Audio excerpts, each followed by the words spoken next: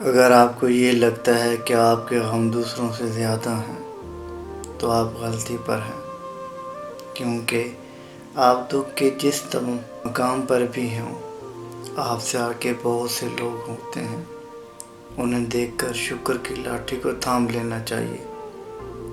اور اگر آپ کو یہ لگتا ہے کہ آپ پر جو مصیبت وارد ہوئی ہے، جو غم آپ کے حصے میں آیا ہے، وہ آپ کی ہمت سے زیادہ ہے، تو آپ سراسر غلطی پر ہیں، کیونکہ اللہ فرماتا ہے کہ ہم کسی پر اس کی سخت سے زیادہ بوجھ نہیں ڈالتے۔ آپ میں یقیناً اس کو برداشت کرنے کا حوصلہ موجود ہے۔ اگر آپ اس اپنی ہمت اور صلاحیت سے ناآشنا ہیں تو یہ آپ کی غلطی ہے۔ اس لیے آپ اس وقت میں جمے رہیں، ڈٹے رہیں۔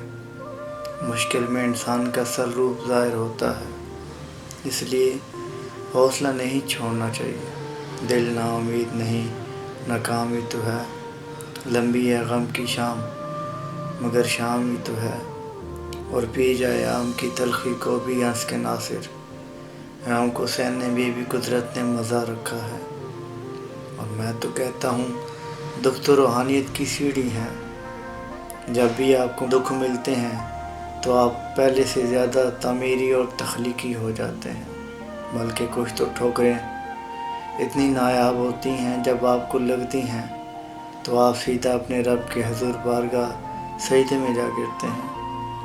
ایسی ہر ٹھوکر، ہر بے توجہی کو سلام، جس سے آپ اپنے مالک کے اور قریب ہو جاتے ہیں۔ یہ ٹوٹنا آپ کے لیے زیادہ فائدہ مند ہے۔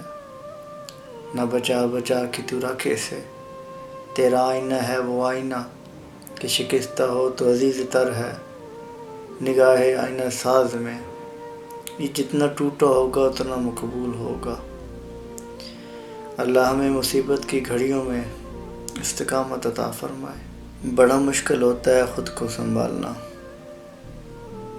کچھ کیفیات ایسی ہوتی ہیں، بس اللہ استقامت عطا فرمائے۔ اللہ آسانی حاصل اور تقسیم کرنے کا شرف عطا فرمائے۔ سلام پہنچے۔